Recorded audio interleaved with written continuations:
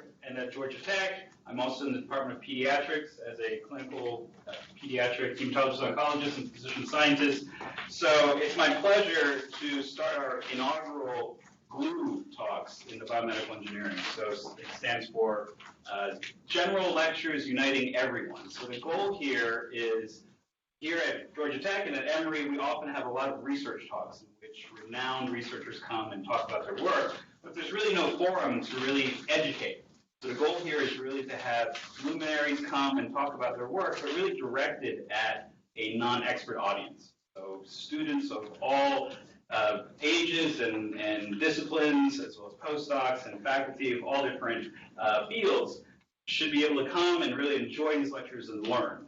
And the goal here is to unite all of us, both campuses, and from multiple fields. Now, these lectures will also be co-sponsored by a center that I'm one of the PIs on, principal investigators on, in an NIH-funded POCTERN, so Point of Care Research Technology Network, the POCTERN network, funded by the NIBIB. We have a center here called the ACME POCT, the Atlanta Center for Micro-Engineered Point of Care Technologies. And together, the BME department and the ACME POCT is co-sponsoring these lectures, which we hope to do about once every 2 months. So today is our very first inaugural talk, and it's my pleasure to introduce a good friend of mine and colleague of mine who's also part of the ACME POCT. So David Koo is a physician scientist. He wears many hats. He's a vascular surgeon by training, has an MD and a PhD. He is a professor, Regents professor in the mechanical engineering department here at Georgia Tech. And he's also faculty at the business school, where he holds the Lawrence Wang Chair Professorship of Engineering Entrepreneurship. And he's also an entrepreneur and has a lot of experience bringing technologies from the lab side to the commercialization side. And today he'll teach us about translation of medical devices and how to bring your device to market. Thank you, Wilbur. It's great to be able to kick off this series for the GLUE series. This is, as Wilbur said, a part of the POCTERN, the ACME POCTERN that I'll talk about a little bit later. So today I want to talk about medical devices, and specifically medical devices and not pharmaceuticals, partially because medical devices is really a completely different industry when I think about it for life sciences. As a business, it's very different. It is, both of those are FDA regulated, but there's a separate division in FDA that does that at CDRH, that's Center for Devices and Radiological Health. And the development time for most medical devices, what a venture capitalist will be looking at when they're trying to do this, is to look at it for that you're trying to develop a medical device for on the order of 7 years. 7, maybe 8 years, but you want to get it under 10 years. If you're not getting under 10 years, then it's not as attractive to them as a venture capitalist because they have to exit within 10 years, essentially. And it'll generally be on the order of $100 million. 75 to 150 is what they are looking at. And if you're going to invest that much into it, then you need to have at least a market of $100 million. Otherwise, it doesn't make sense to invest $100 million. So they're looking for something higher than that for a market size. Generally, medical devices getting through the FDA as a success rate is really very high.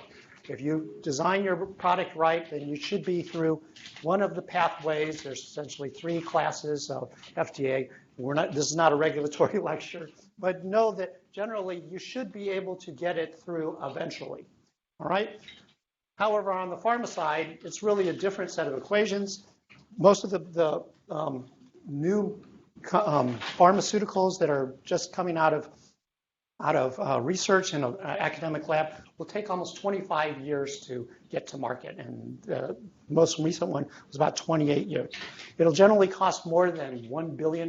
In fact, the last one that got through is $2.3 billion. So it's really a different set of metrics that you have to figure on to get there. And what is the likelihood of getting it all the way through FDA?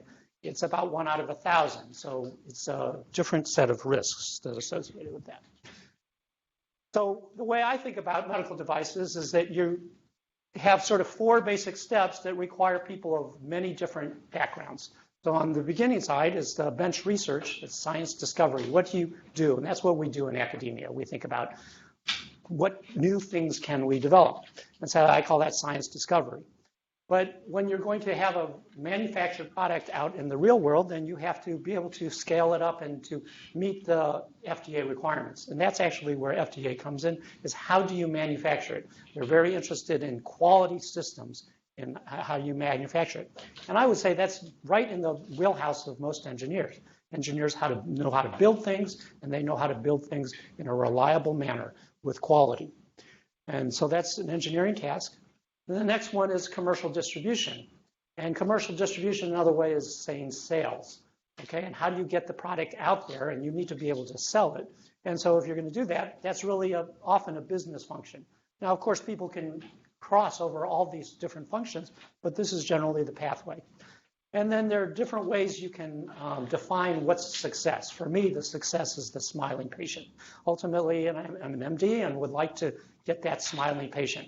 Other people look at success being whether you can pay back your VCs or whether you can make a lot of money, make $1 billion or something like that. There are lots of different ways of measuring success, and I like to think about it for medical devices as getting that smiling patient.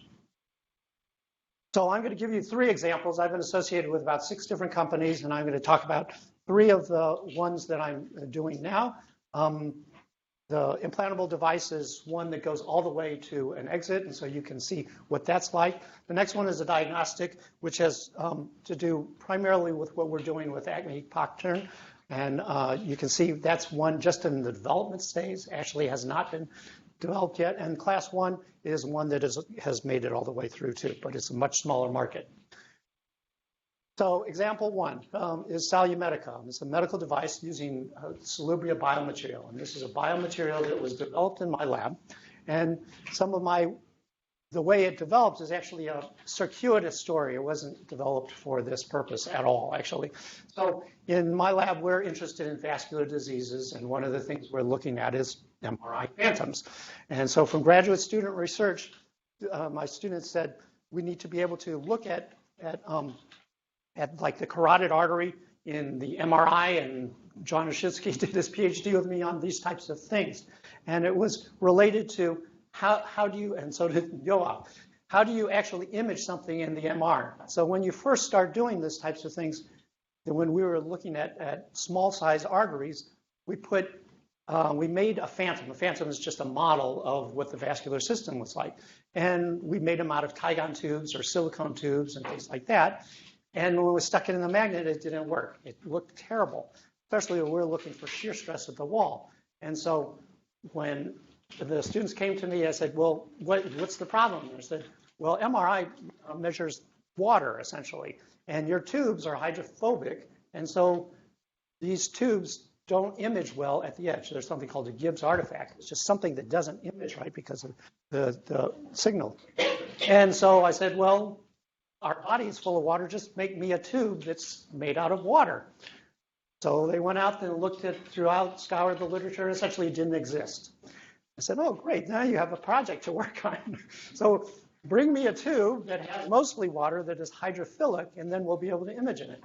So it wasn't their mainline thesis, but they went by, we have good students, and so I had 2 students working on this, and they went out and found some way of doing it, and they made these hydrogels. Hydrogels are mainly water, and they had strong biomechanics, and it was biocompatible. And then we could get on with our our measurements. And that's great for research. And so what do we do at Georgia Tech? We publish this as they need to do, and then we patented it because we thought, this is something new and novel, so let's just patent it. Then we have to think about what can you do with that new hydrogel? So that strong new biomaterial again, I'm in mechanical engineering, so you try and break things, right? You just try and do the mechanical tests. So its ultimate strength is pretty high. Ultimate compression was 65%, which the main issue for me was that we tested it to 10 million cycles with a 1-ton weight. That's like bouncing a Toyota off of this thing. And it survived. So it has flexible shock absorption, it's lubricious, and has biocompatibility. And so we thought, The next thing, if we're going to actually bring it to market, is to think about what product should we bring to market. And the product really dictated a completely different direction. So the business opportunity is something you can just do by Googling for a couple of days, is that we could make these MR phantoms. And there are about 10 groups around the world that would like these, and we could make those. And so I could sell it to them for $25K or something like that, although I would probably just give it to them. And so it's not enough market to make any money off of it. But then since we're making these tubes that look just like arteries, why don't we just make them into arteries and use vascular grafts? So vascular grafts are about a $100 million market, and if you could make it as a small diameter vascular graft for coronaries, that would be a completely new open market. How big is that market? People estimated it's around $100 to $150 million, which is now talking in the range that we really needed. In fact, in vascular diseases, it may be one of the major areas to go develop.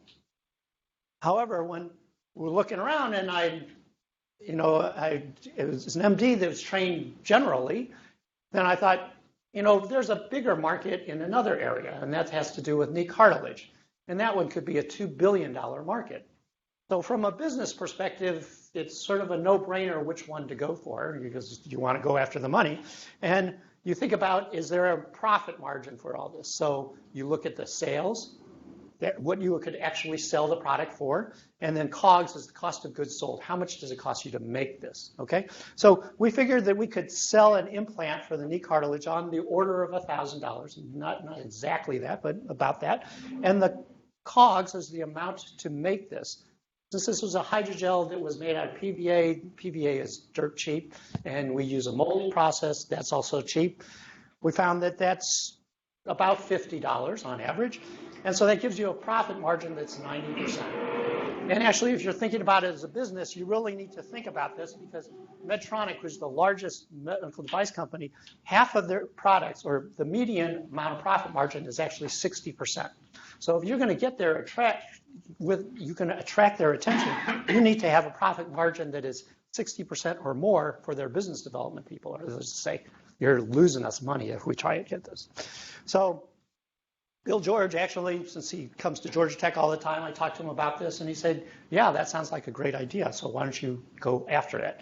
I said, how do you do it? Why can't we just sell it to you now? And he said, no, that's not how things do. And I said, we've been watching what you do, but that's not how the business industry works. He told me, it was very wise thing. He said, look, we make our money on sales. We're a publicly traded company, and that's how we make our money, is on sales. So research is just sort of a tax write-off for us. What we need you to do is take something from academia, go through a startup company, get it FDA approved, then we can sell it. We'll buy it for you on the other end at big costs, because we got lots of cash. But if you don't get it through FDA, we can't sell it, because we're prohibited from selling it, and then we lose money by it. Okay? You get it through FDA, someone's going to pick it up. So back to the arthritis market, 66 million Americans, a lot of people, and the baby boomers are getting older, and 190 million patients worldwide is painful and disabling joint disease. So you all know what arthritis looks like. And it's actually 100% of 65-year-olds will have some sort of knee pain associated with it.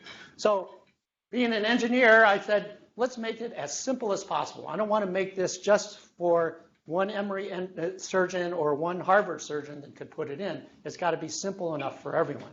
So I said, cartilage replacement, the easiest way that the surgeons know how to do now is to take out a certain part of cartilage and put in another plug.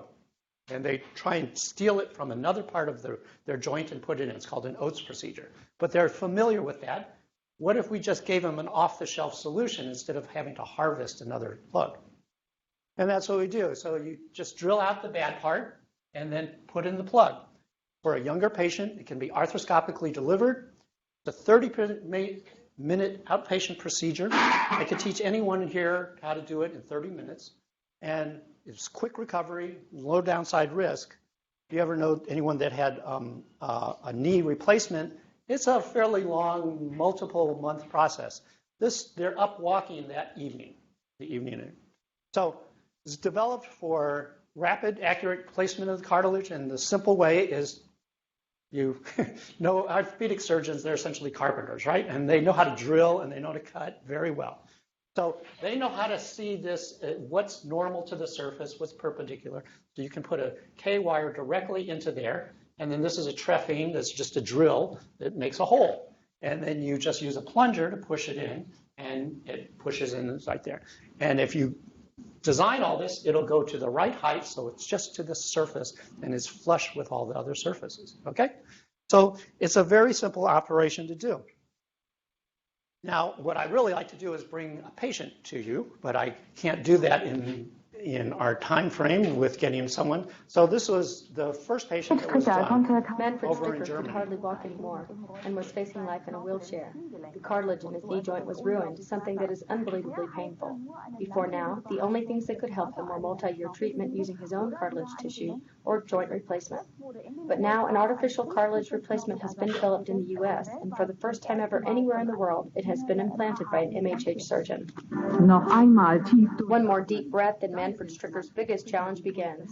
A mere 6 months after his surgery, the ski instructor is once again racing down the slopes. Before the surgery, he couldn't even stand up unassisted. The cartilage in his left knee joint was so badly damaged that he was facing a knee replacement. I had been using crutches for 6 months or so and was in so much pain that, well, I couldn't even walk upstairs. My knee would seize up and I couldn't even think about snowboarding or skiing. The 45-year-old has been involved in extreme sports for years, the result of cartilage erosion. He underwent several surgeries without success. Within a short time, the artificial cartilage replacement has made it possible for him to tend to customers in his sporting goods store again. Now he uses every 3 minutes to exercise his leg. I don't feel the foreign body at all. My knee is at the point where I can't put as much pressure on it as before, and so I can't do the extreme workouts I used to before. Now my workouts are easier on the joint, but I do them on a more regular basis. The tiny cartilage implant was developed in the U.S. When surgeon Ulrich Bosch implanted it in Stricker, it was the first such application anywhere in the world. This innovation cost about 1,200 euros. It is primarily composed of a material much like that used in soft contact lenses. What's new about the method is that the implant is very soft and resistant. That is, soft and resistant at the same time, like human tissue, but at the same time very durable against wear and very well tolerated. While traditional methods required patients to wait up to 12 weeks before they could put weight on the leg that underwent surgery, the artificial cartilage heals quickly. It is implanted into the bone located beneath the damaged cartilage, which is removed. After an arthroscopic look around, the knee joint is opened with a small skin incision. Once the damaged cartilage is removed, the underlying bone is reamed, and the artificial cartilage replacement is pressed into the cavity using a device similar to a syringe. Manfred Stricker was able to stand almost completely without pain by the evening of the day of his surgery. So far, the patients have been doing well. They're all able to walk again, and they have regained the activity level they had before. About 70 patients have had the surgery so far, and at least up to now, there have been no negative results or complications. The surgery is no substitute for joint replacement. If too much tissue has been destroyed, the artificial cartilage can't help. Manfred Stricker is happy. The method was developed soon enough to help him. I'm really thrilled about it. I'm enjoying life now. I can walk up the stairs again without pain. I can snowboard, ski. What's happening here is truly amazing. There is already talk about using the artificial cartilage in both shoulder and ankle joints, which would open up new possibilities in the field of sports medicine. For Manfred Stricker, the suffering is over. His inability to walk is gone like the snows of yesteryear. So I got to be there for this surgery and actually train the surgeons to do this. And for me, this is where I got my success because I had a smiling patient at the end and was able to see it. So at this point, we had an option. We actually had CE mark for the rest of the world, but we needed to go through the U.S. also. The U.S. side was going to be a very long process. We had already raised about $10 million to get to this point. And the next thing I was looking at is raising about another $100 million. And I decided I didn't want to do that. So we sold this off to Cartiva as a company. Just to close out on the Salix cartilage, clinically, it was 79% improved by 9 points or more by IKDC score. 9 points is clinically relevant. And this is actually a higher success rate than total knees. We've had over 10,000 patients worldwide now. It's received FDA approval with no major adverse reactions. The way we started the company, and this is the kind of thing that I would encourage, if you are going to start up a company, you need to do this fast because you're under the time clock at that time. We hired a team within 3 months. Product was designed within 6 months. The first product that we did was not actually the cartilage, but was a nerve cuff for nerve regeneration. And that was approved by FDA within 12 months of starting the company. An implantable medical device with a new biomaterial, I think that's a record for it. We had manufacturing and sales for the knee cartilage, and so we had this cartilage in patients within 24 months. We're the first in man. How did you form that partnership with manufacturing? Is that something that a startup did, or you? The startup did. So because we were using a new polymer and a new technique, we couldn't go to OEMs or contract manufacturers. So still those products are made by those companies, and there's no contract manufacturer yet for that. Can you talk briefly about the funding that you got for each of those stages, where it came from? Sure. So the operating company for Salix Metacom, we developed this in Atlanta. I didn't want to move to the West Coast. We actually had an offer from a West Coast VC, but I would have had to move out there, and I didn't want to do that. And so we did that locally, and we were able to find angels enough to raise $10 million locally. They're not as sophisticated in being able to get you the exit, so we had to work harder. And so for that matter, I decided, well, we have to either move the company or get VC funding for that $100 million to get through an FDA PMA. And so we licensed it to a company called Cartiva, which is also Atlanta-based, but they already had the venture funding from Domain and New Venture Capital already. NEA, New Enterprise Associates. And so we licensed to them. They got the PMA through. It took them almost 12 years to get that PMA. So it was a hard slog from that. But Cartiva sold the whole company was sold to Wright Medical a year ago for $435 million. So we were able to see that it go all the way through the process and have a nice exit at the end. So the translation from laboratory clinic, it goes from the marketing, is off-the-shelf cartilage, to a design, human factors. We have to deal with things like human factors. Manufacturing, good manufacturing compliant practices with a CE mark. Safety, no mechanical failures, no immunologic reactions, and efficacy. Patient pain was actually reduced, and the quality of life is improved. Almost all these activities really have to go through a company. Georgia Tech, at least my understanding is that they're unwilling to take on too much liability as the major issue. And so they would like it actually to be spun off into a separate company where the company can take the liability with it. But you can still do a lot of the things with, not with Georgia Tech people, but not resources, but once your students graduate, then they can go work for that company.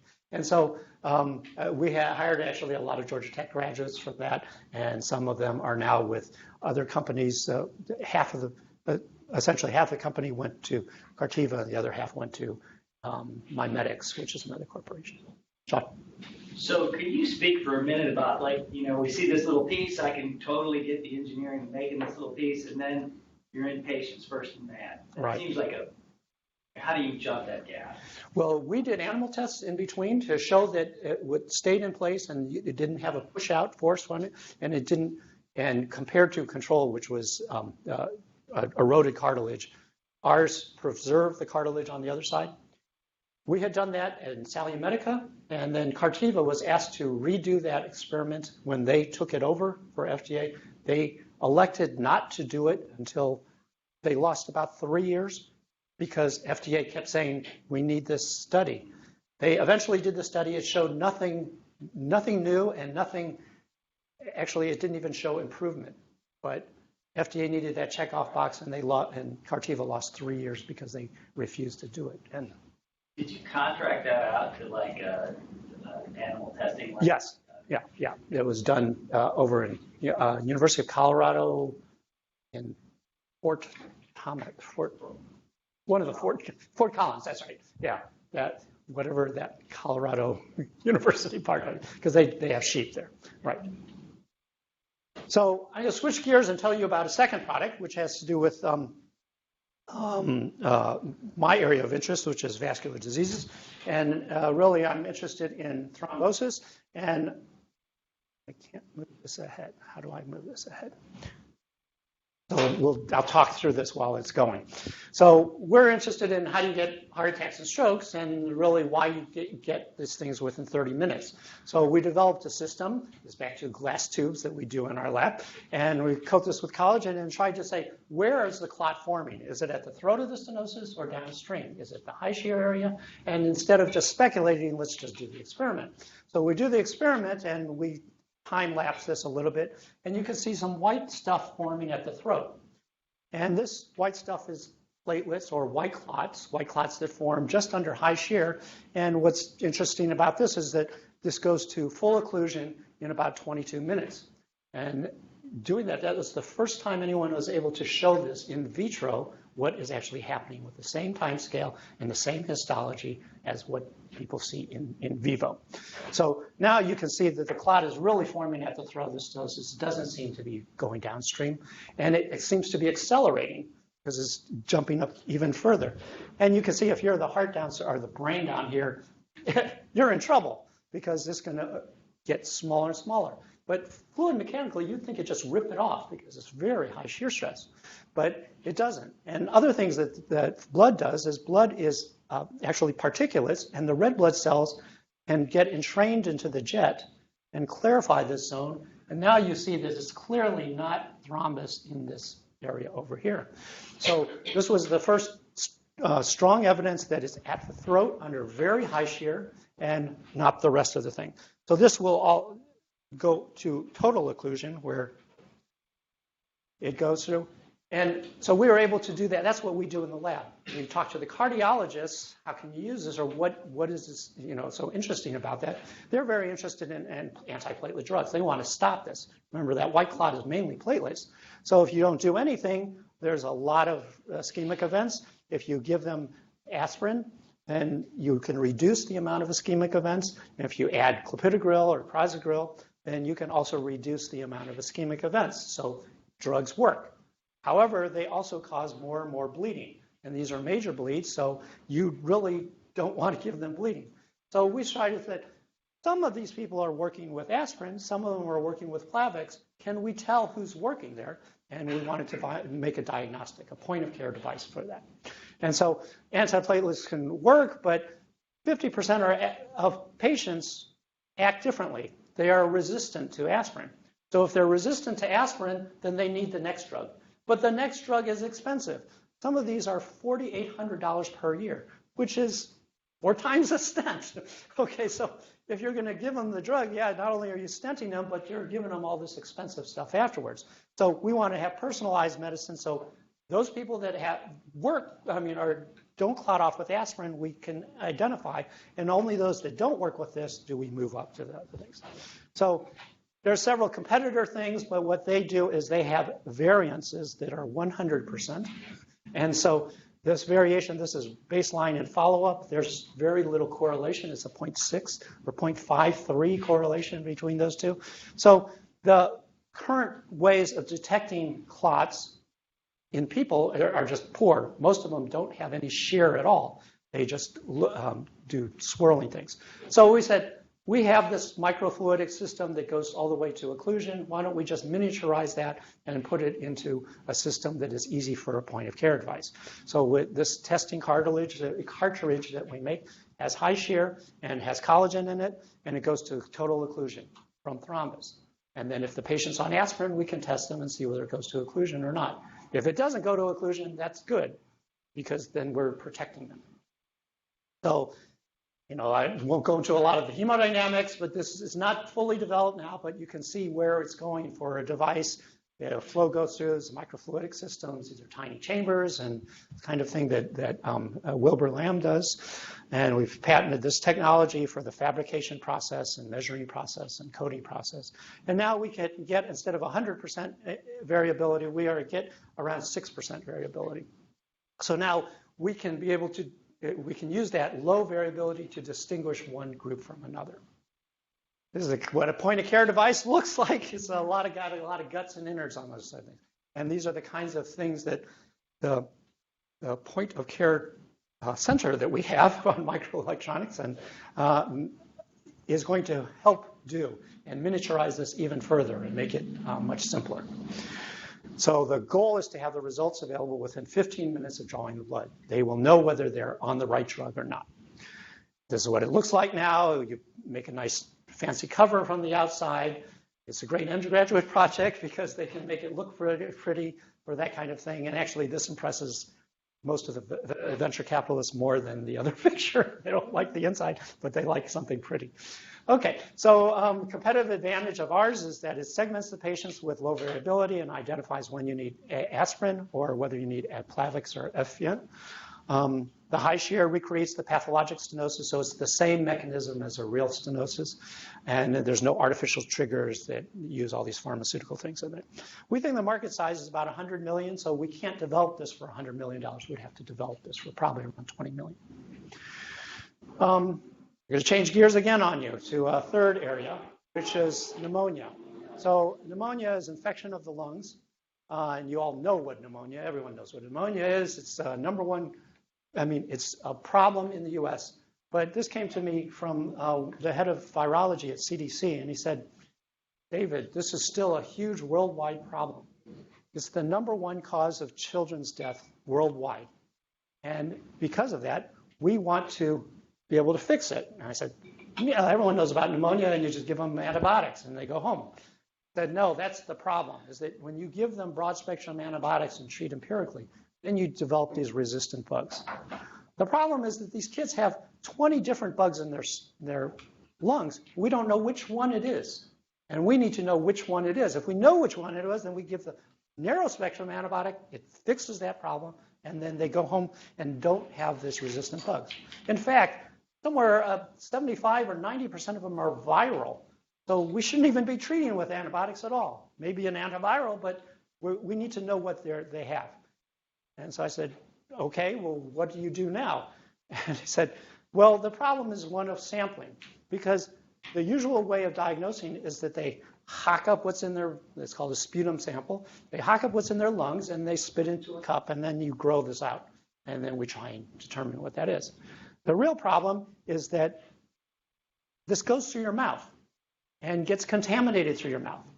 And I'm sorry, all of you have dirty mouths. You all have stuff in there.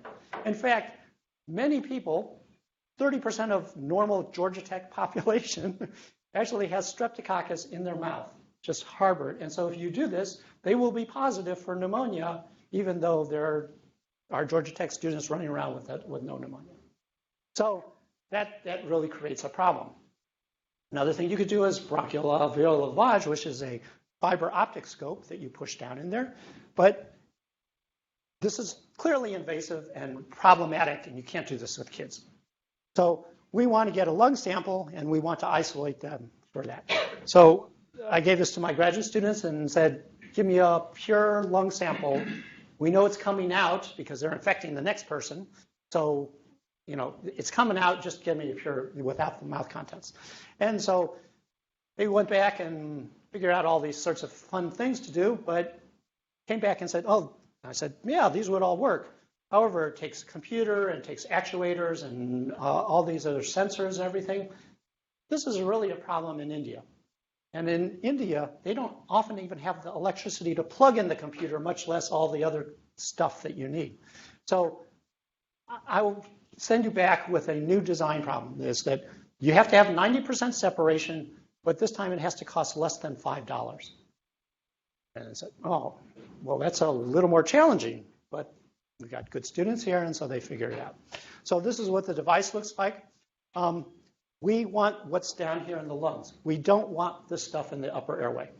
So this is the device. It's just a branch, Y, and this diameter is a little bit larger than that, so there's less resistance to the larger diameter. And this is a bag that is closed shut. So when they cough into this bag, then all the first particles go into this bag because it's lowest resistance, and it just inflates.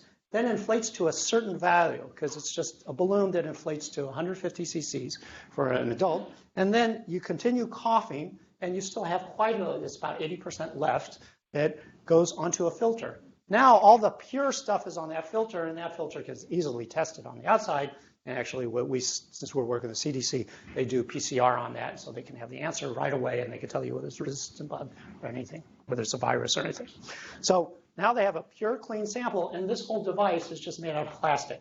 And I'm sorry I didn't bring one with me. It's just molded plastic, and because of that, then the whole thing costs less than $5. And this is, well, 12. We have a little bit more time. We'll just show the beginning part of this. This shows the kids doing it. We had to make it for kids, and to make it for kids, you have to create children worldwide. Little toys out of it. We want to make it a toy instead of. There you go. There you go. There you go. You did it. Good job. We're Good having job. problems. Good job. Good job. The Good video job. is not working. It shows the kids doing it. I think you get the Good idea. job. Good job. Okay, and we had to build it with these little things on the end when they're blowing through it. You know, you played with those things that they're noise makers, yeah, and they go out and they roll out. And so that's what we stuck on the end. It has no function other than to get the kids to do it, but you know, that really helps. And then we wanted to show, actually, we did design the noise maker, so it only works when they're coughing enough. And so that's the way we can get quality control of whether they're actually coughing, because you know, asking kids to do something may or may not be right. And so they make the noise, and we got a 3-year-old to do it. And so that was our goal, is to at least get down to 3 years old. Okay, so the pneumonia now selectively collects from the lungs, and we show that it was 90% selectivity for that. It separates those things. It's a much cheaper diagnosis. You can imagine this whole thing with PCR on the other end is about $400 total, but that saves approximately $1,300 per patient because adults need to have a bronch. And we can reduce the amount of broad spectrum antibiotics, which is, and pneumonia is actually the #1 cause for broad spectrum antibiotic resistance. So hospital stays are shortened. I was really surprised that pneumonia in this country, in the United States, during the flu season or the winter season, accounts for 20% of the hospital beds. That's just, I never would have thought there was so many pneumonia patients in the hospital. But then we're developing this company, and I said, let's think about other ways of creating this company. This is really a device that we're trying to save lives.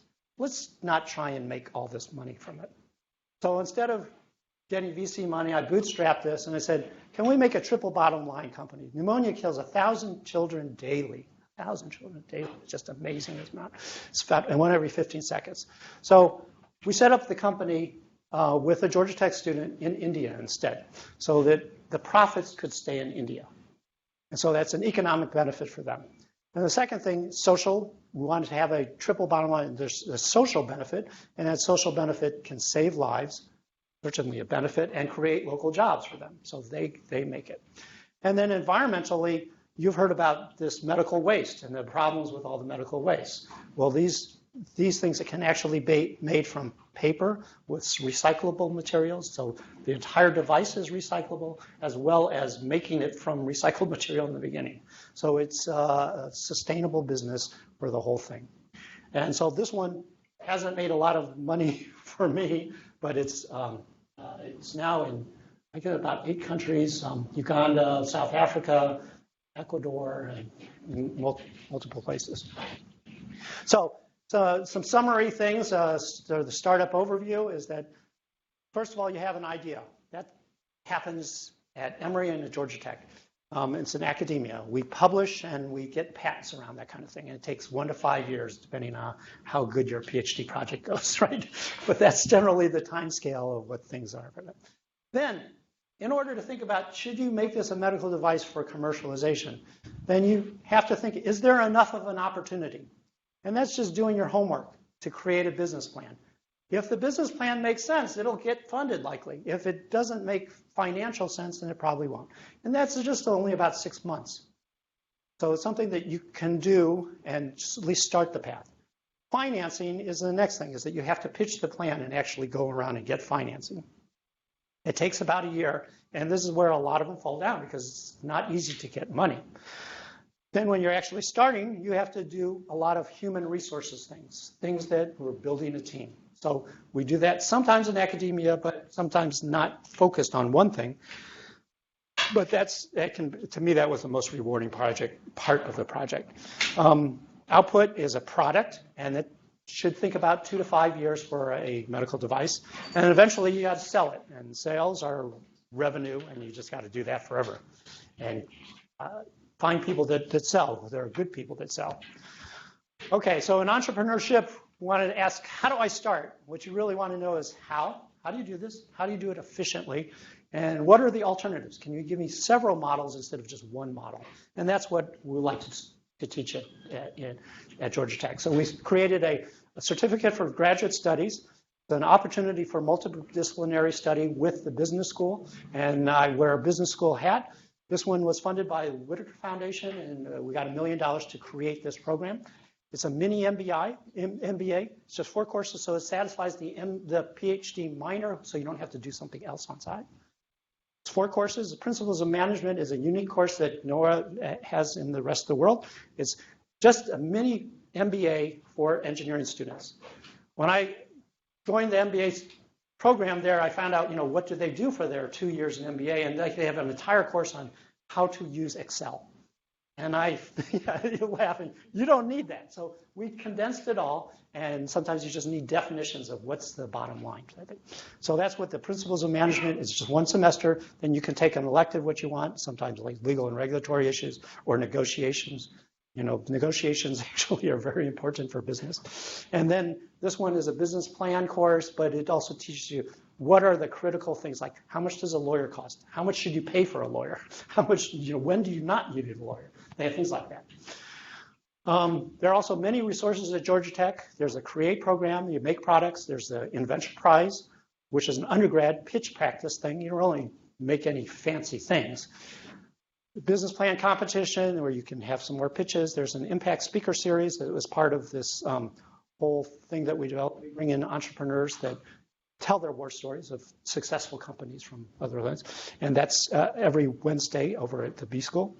And then there's also the BME BioID master's program that also fits in this environment. So the venture take-homes are that you seek competitive advantage, talk to your customer early, and so you want to iterate it to what's called a pull market, where the patient is asking for it, not you're pushing it on them. Startups require huge financing, and so you have to plan for it. That's where your business plan is really, how do you finance it all the way to the end? So you need to get to the exit. It's no fun to just start a company and lose $10 million. And execution, get to a product, lean startup. And then conclusions are that medical devices require creative medicine and engineering, which is what we do in BME and in PocTurn. And the ACME Center is Atlanta Center for Microsystems Engineered Point of Care Technologies. Thank you very much. Great. Thank you to Professor Koo. So for those of you who didn't know this is actually a recorded webinar. And there are actually 20 people on the web right now. So just as a quick logistical thing, for those of you on the web online right now, please drop us your email. And you can do that by, I think, pushing going into the chat mechanism and giving us your email so we could add you to our list. So all of you online, you could also chat any questions that we have for Professor Koo. In the meantime, I'm going to ask the Emory side to see if they have any questions first. Anything over at Emory? Does anyone have any questions? Nope, I think he answered everything so well. Okay. So you taught Emory everything they need to know about. Yeah, right. Dr. Koo, how about over in the Georgia Tech side? Major questions?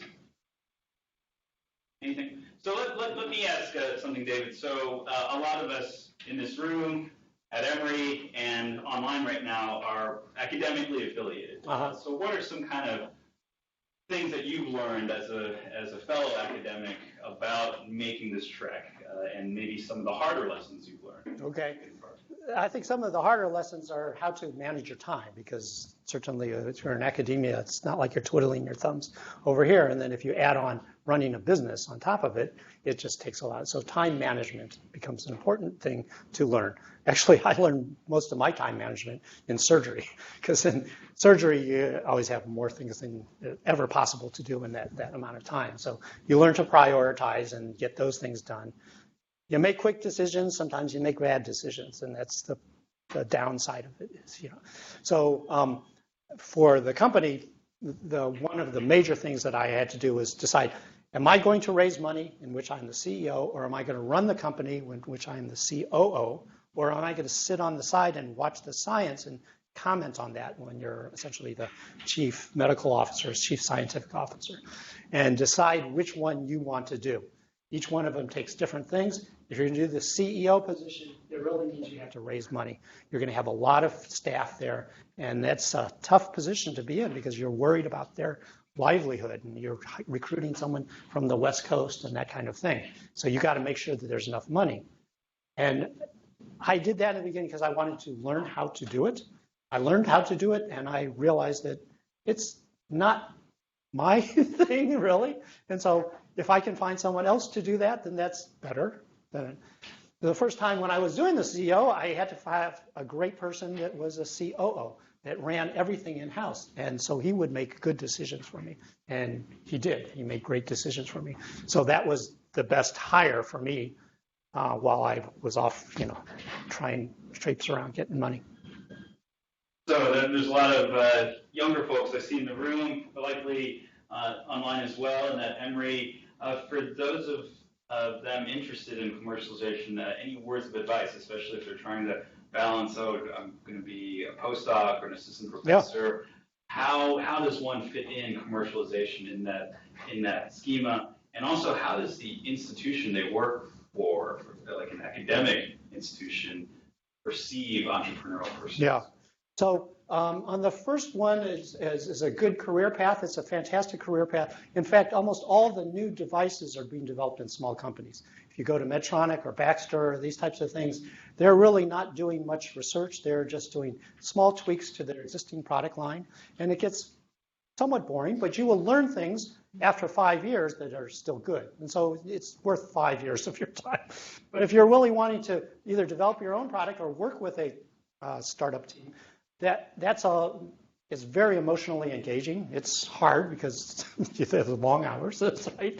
So, but it's very rewarding. When you're working with a startup company, you get to do everything in the company, from taking out the trash to making the surgery work. So you need to, you get exposure to everything. So that's really a fun part about it. As far as the what a postdoc can do and a GRA can do, or as a PhD student, they're really quite different. So a student that is a PhD student is really beholden to the university. The postdoc can divvy up their time and do quarter time here, quarter time there, and not be beholden to the university. And there are provisions from the university to allow that kind of thing. So a postdoc actually has more flexibility to work with them, but you should be above board with the institution. Let's see. Let's take a couple from online. Yes, I think it ties in nicely, actually. Questions from Matt. The question was, how did you manage your IRB, and this might be slightly different, how did you manage your conflict of interest between making these devices and your day job? Right. So IRB was not, well, when you get into the commercial side, you realize that IRB is done differently. So in universities, things often take a long time because they have a lot of academics pondering all the funny things that could happen with the human subject thing. In the commercial side, you hire an IRB, essentially. There's an IRBs that are either situated for that hospital or for your product, and you hire and you get the IRB approval essentially by paying. You still have to do all the, you need to be ethical and things like that, and they'll check for that. But the time scale getting through is much faster. You can literally bring in an application and get your approval the next day, which is, if you're in academia, that doesn't happen. The second part of that question was? Conflict of interest, yes. So conflict of interest needs to be managed. It's not that there is none. And the way I did it was when I was working with the company, I took a leave of absence from here. So the patent came from Georgia Tech, and it was licensed to the company. I had the lawyer negotiate the license instead of me because I would be conflicted on both sides. Do I represent Georgia Tech or the company? And then when I was working for the company, everything stayed in the company. None of that. It was firewalled to the students over at Georgia Tech. And conversely, things that the students developed were firewalled against the people. And I'd made that mental note, and I could do that, and I disclosed to both sides so that that was the way conflict of interest was managed. A couple questions over here. Go ahead. Yeah, I had a question about building your team. So especially for a startup coming out of Georgia Tech where people aren't experienced in entrepreneurship, Right. Do you have advice on building your team, particularly so that you're attractive to VCs, like they believe you have the business knowledge? Right. So I think of the Georgia Tech people that we hired as good scientists and could be good engineers, practicing engineers, but three-fourths of my team were experienced people from industry. So. Another question? Yeah. So, say like you have like aims to make a product, make a startup, and you said it's people do it during their PhD with the 5 years that they have. It's possible depending on like the opportunity. What if it doesn't turn out that like it will pan out? Like, what would be the next best thing after your PhD to kind of like keep you in a good position to Yeah. So for the PhD, the students could be working on a scientific project, but they're not working on any commercial project. Right. Yeah. For us, they may think of a business plan during that time and write one, but there is no company that exists. We don't have those PhD students work for the company directly. Then afterwards, if they graduate, then they can either join the company or they can join another company, and a lot of my students go that way. Nationwide, PhDs, 4 out of 5 will go work for industry, and only 1/5 will go to academia. Right. And so the sooner you start on that road to getting commercial experience, the more value you'll be. Right. And so it's just gaining experience. Right. There will be positions open, essentially. Yeah, so going into industry right after that would be the best situation for you to like if you still have plans. If you want to stay in the devices Right. side, yeah. Okay. Any more questions? Anything online? Nope. No. So maybe I'll ask one kind of final one, and not to put a negative spin on things, but could you tell us something that kind of went wrong during any of your Sure. 3 things, and what was a good lesson to learn? Okay, so one of them, the companies that I didn't talk about was one with mammography computer-aided detection. We started the company because we had some interesting technology in MR again, because that's where I work at, and it was artificial intelligence to go into to look at mammograms. And we started it in 1999 with the dot-com boom, and by 2002 we had the dot-com bomb, okay, where nothing would be funded, and that was a software thing. In the meantime, we were demonstrated that ours was better than all the other products that were on the market, so it was a superiority trial. All the other computer-aided diagnosis groups did a non-inferiority trial. And so when we went to the FDA, they said, how come you have such better results than everyone else? Your clinical trial shows you're better than it. Well, that's what we do. We do things better. And they didn't believe us, so they required us to redo the entire clinical trial with a small difference in a statistical thing. And that was 2002 where the bomb hit, so we couldn't get any more funding. And I thought we were just going to be in a race against everyone else. But even today, we're now 17 years later, ours is still better than the other ones. I'm sort of surprised. I thought they would have done that by now. Okay, any other questions? Okay, so let me wrap up by first of all thanking Professor Koo, and also saying thank you to you all for really being part of our inaugural lecture series, the GLUE series, as well as the ACME POCT webinars. So we'll do this every 2 months, and it's going to be multiple different subjects. We'll have some basic science projects, medical topics, engineering topics as well. So a couple of logistical things.